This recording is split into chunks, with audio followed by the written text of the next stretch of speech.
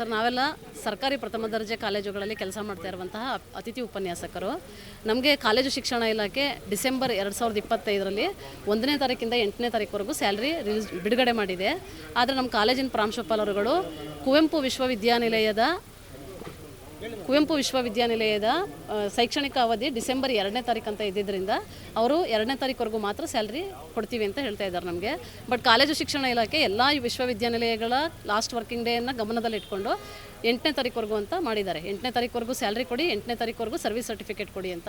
But ನಮ್ಮ college ಮತ್ತು ಸಾಗರ ಕಾಲೇಜಲ್ಲಿ ಪ್ರಾಂಶುಪಾಲರುಗಳು ನೀವು 8ನೇ ತಾರೀಕುವರೆಗೂ ಕೊಡಕ್ಕೆ ಬರಲ್ಲ, ಕುವೆಂಪು ವಿಶ್ವವಿದ್ಯಾನಿಲಯದ ಕೊನೆಯ ಅವಧಿ 2ನೇ ತಾರೀಕು ಇರೋದ್ರಿಂದ ನಾವು 2ನೇ ತಾರೀಕುವರೆಗೂ ಮಾತ್ರ ಸ್ಯಾಲ್ರಿ ಕೊಡ್ತೀವಿ ಅಂತ ಹೇಳ್ತಾ ಇದ್ದಾರೆ.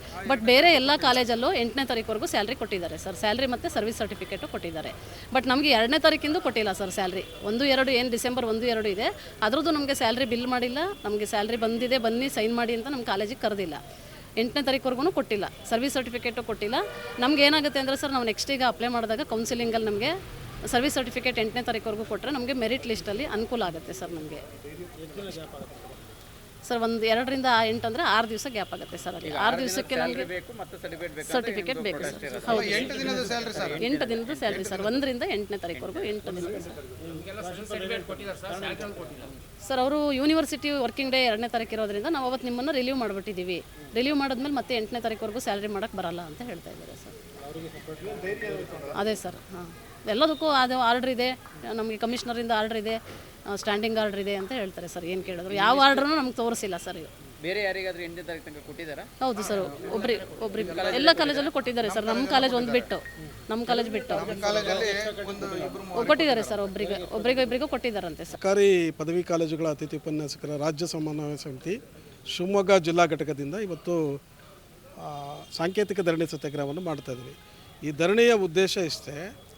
ಸಾಗರ ಸರ್ಕಾರಿ ಪ್ರಥಮ ದರ್ಜೆ ಕಾಲೇಜಿನ ಪ್ರಾಂಶುಪಾಲರು ಈಗಾಗಲೇ ಕಾಲೇಜು ಶಿಕ್ಷಣ ಇಲಾಖೆಯಿಂದ 8 ದಿನಗಳ ಸ್ಯಾಲ್ರಿ ಬಿಡುಗಡೆ ಆಗಿದೆ. ಬಿಡುಗಡೆ ಆಗಿ 7 ದಿನ ಆದರೂ ಕೂಡ 7 ತಿಂಗಳು ಹೆಚ್ಚು ಕಡಿಮೆ 7 ತಿಂಗಳಾದರೂ ಕೂಡ ಇದುವರೆಗೂ ಕೂಡ ಇವರಿಗೆ ಕೊಡದೇ ಸತಾಯಿಸಿ ವಿನಾಕಾರಣವಾಗಿ ಕೆಲವು ನೋಟಿಸ್ಗಳನ್ನು ಕೊಡೋದು, ಬೆದರಿಕೆ ಹಾಕೋದು.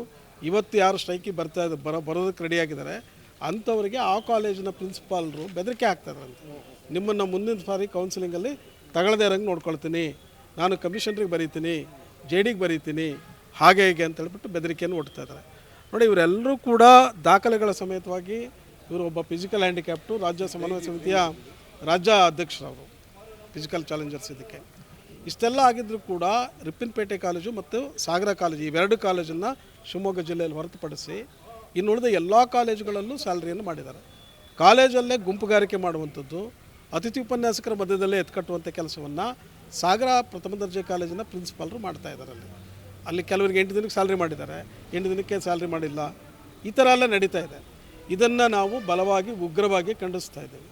ಯಾಕೆ ಅಂತ ಹೇಳಿದ್ರೆ, ಕೊಡೋ ಅತಿಥಿ ಉಪನ್ಯಾಸಕರಿಗೆ ಅಲ್ಪ ಸಂಬಳದಲ್ಲಿ 10 ದಿನದ ಅಥವಾ 8 ದಿನದ ಸಂಬಳವನ್ನು ಕೊಡೋದಕ್ಕೆ 7-8 ತಿಂಗಳು ಸತಾಯಿಸ್ತಾರೆ ಅಂತ ಹೇಳಿದ್ರೆ, ನಾವು JD ಅವ್ರನ್ನ ಕಂಡಿದ್ದೀವಿ, ಅಲ್ಲಿಯ ಶಾಸಕರನ್ನ ಕಂಡಿದ್ದೀವಿ. ಅವರು ಕೂಡ ಕೊಡ್ರಿ ಅಂತ ಆದೇಶ ಮಾಡಿದ್ದಾರೆ, JD ಅವರು ಕೊಡ್ರಿ ಅಂತ ಆದೇಶ ಮಾಡಿದ್ದಾರೆ, ಹೇಳಿದ್ದಾರೆ. ಮೌಖಿಕವಾಗಿ ಹೇಳಿದ್ರು ಕೂಡ ನೀವು ರೈಟಿಂಗಲ್ಲಿ ಕೊಡಿ ಅಂತ ಕೇಳೋದು. ಪ್ರಿನ್ಸಿಪಾಲ್ರಾಗಿರುವಂಥವ್ರು ರೈಟಿಂಗಲ್ಲಿ ಕೊಡಿ ಅಂತ ಕೇಳೋದು. ತಮ್ಮ ಮೇಲಾಧಿಕಾರಿಗಳು ಹೇಳಿದ್ರು ಕೂಡ ಯಾರೂ ಕೂಡ ರೈಟಿಂಗಲ್ಲಿ ಕೊಡೋಕ್ಕೆ ಬರಲ್ಲ. ಅದನ್ನು ಒಂದು ಸಾರಿ ಆದೇಶ ಮಾಡಿದ ಮೇಲೆ ಅವ್ರಿಗೆ ಸ್ಯಾಲ್ರಿ ಬಿಡುಗಡೆ ಮಾಡಿಕೊಡಿ ಅಂತ ಅರ್ಥ. ಅದು ಇವ್ರ ಕಾರಣ ಏನು ಹೇಳ್ತಾರೆ, 8 ದಿನದ ಸ್ಯಾಲ್ರಿಯನ್ನು ಮಾಡಿಕೊಡೋದಕ್ಕೆ ಕಾರಣ ಇವರು ಪರೀಕ್ಷಾ ಡ್ಯೂಟಿಯನ್ನು ಮಾಡಿಲ್ಲ ಅಂತ. ಆದರೆ ಯಾವುದೇ ಅತಿಥಿ ಉಪನ್ಯಾಸಕನ್ನ 2ನೇ ತಾರೀಕು ಡಿಸೆಂಬರ್ 2ನೇ ತಾರೀಕು ರಿಲೀವ್ ಮಾಡಿದ ಮೇಲ್ಗಡೆ ರಿಲೀವ್ ಮಾಡಿದ ಮೇಲೆ ನಮಗೆ ನೋ ವರ್ಕ್ ನೋ ಪೇ ಅಂತ. ಕೆಲಸ ಇದ್ದರೆ ಮಾತ್ರ ನಮಗೆ ಸ್ಯಾಲ್ರಿ ಕೊಡ್ತಾರೆ, ಇಲ್ಲದಿದ್ದರೆ ಇಲ್ಲ. ನಾವು ದೂರದ ಊರಿಂದ ಕೆಲವರೆಲ್ಲ ಬರ್ತಾಯಿದ್ದೀವಿ. ಒಂದು ದಿನಕ್ಕೆ ನಾವು 200 ರೂಪಾಯಿನ ಖರ್ಚು ಮಾಡ್ಕೊಂಡು 300 ರೂಪಾಯಿನ ಖರ್ಚು ಮಾಡ್ಕೊಂಡು ಡ್ಯೂಟಿಗೆ ಬರ್ತೀವಿ. ಇಲ್ಲಿ ಕೊಡೋ ರೆಮ್ಯುನರೇಷನ್ ನೋಡಿದ್ರೆ 120 ರೂಪಾಯಿ. ಇದರಲ್ಲಿ ನಾವು ಹೆಂಗೆ ಜೀವನ ಮಾಡೋಕ್ಕಾಗುತ್ತೆ? ದುಡ್ಡು ಹಾಕೊಂಬಂದು ಡ್ಯೂಟಿ ಹೆಂಗೆ ಮಾಡಬೇಕಾಗುತ್ತೆ ಅನ್ನುವಂಥ ಪ್ರಶ್ನೆ ಇತ್ತು. ಆಮೇಲೆ ನಮ್ಮ ರಿಲೀವ್ ಮಾಡಿದ್ಮೇಲೆ ಇಲ್ಲ, ನಮ್ಮನ್ನು ಕಂಟಿನ್ಯೂಟಿ ಕೊಡಿ, 10 ತಿಂಗಳು ಕಂಟಿನ್ಯೂಟಿ ಕೊಡಿ, 7 ತಿಂಗಳಿಗೆ ರಿಲೀವ್ ಮಾಡ್ತಾಯಿದ್ರಿ ಅಂತ ಹೇಳ್ಬಿಟ್ಟು ಸಾಮಾನ್ಯವಾಗಿದ್ದು ಎಲ್ಲ ಕಾಲೇಜುಗಳಲ್ಲೂ, ಕರ್ನಾಟಕದ ಎಲ್ಲ ಕಾಲೇಜುಗಳಲ್ಲೂ ಒಂದು ಸಮಿತಿ ತೀರ್ಮಾನ ಮಾಡಿತ್ತು. ಯಾವುದೇ ರೀತಿಯಲ್ಲಿ ಕೂಡ ಇಲ್ಲ. ಆಮೇಲೆ ಪರೀಕ್ಷೆ ಡ್ಯೂಟಿ ಇದೆಯಲ್ಲ, ಅದು ಮ್ಯಾಂಡೇಟ್ರಿ ಅಲ್ಲ ಅನ್ನುವಂಥದ್ದನ್ನು ಕೂಡ ಬೆಂಗಳೂರಿನ JD ಅವರು ಅದನ್ನು ಕೊಟ್ಟಿದ್ದಾರೆ. JD ಅವರು ಕೂಡ ಅದನ್ನು ಕೊಟ್ಟಿದ್ದಾರೆ. ಹೀಗೆಲ್ಲ ಇರಬೇಕಾದ್ರೆ ಸಾಗರ ಕಾಲೇಜಿನ ಪ್ರಿನ್ಸಿಪಾಲರು, ರಿಪ್ಪನ್ಪೇಟೆ ಕಾಲೇಜಿನ ಪ್ರಿನ್ಸಿಪಾಲರುಗಳು ಅನಾಗತ್ಯವಾಗಿ ಅಲ್ಲಿ ಅತಿಥಿ ಉಪನ್ಯಾಸಕನ ಟಾರ್ಗೆಟ್ ಮಾಡ್ಕೊಂಡಿದ್ದಾರೆ. ಕೆಲವೇ ಅತಿಥಿ ಉಪನ್ಯಾಸಕನ ಸಾಗರ ಕಾಲೇಜಲ್ಲಿ 34 ಜನ ಗೆಸ್ಟ್ ಲೆಕ್ಚರ್ಸ್ ಇದ್ದಾರೆ, 10 ಜನಕ್ಕೆ ಸ್ಯಾಲ್ರಿ ಮಾಡಿದ್ದಾರೆ.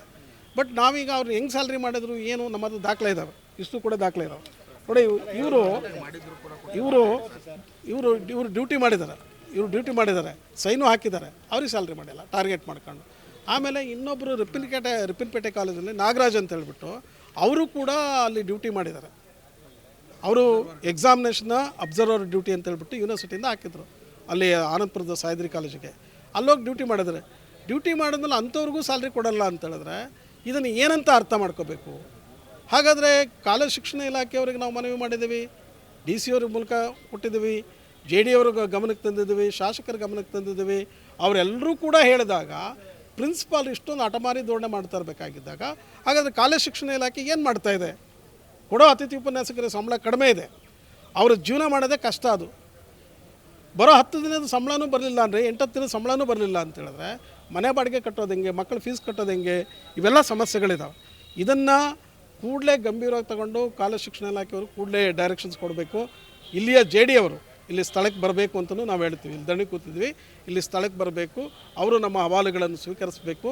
ಕೂಡಲೇ ಅತಿಥಿ ಉಪನ್ಯಾಸಕರಿಗೆ ಗೌರವಧನವನ್ನು ಬಿಡುಗಡೆ ಮಾಡಿಕೊಡೋದಕ್ಕೆ ಆದೇಶವನ್ನು ಆಗಿದೆ. ಅದನ್ನು ಬಿಡುಗಡೆ ಮಾಡೋದಕ್ಕೆ ಸೂಕ್ತವಾದಂಥ ಕ್ರಮವನ್ನು ಕೈಗೊಳ್ಳಬೇಕು ಅಂತೇಳ್ಬಿಟ್ಟು ನಾವು ಆಗ್ರಹಿಸಿ ಧರಣಿಯನ್ನು ಇವತ್ತು ಮಾಡ್ತಾ ಇದ್ದೀವಿ.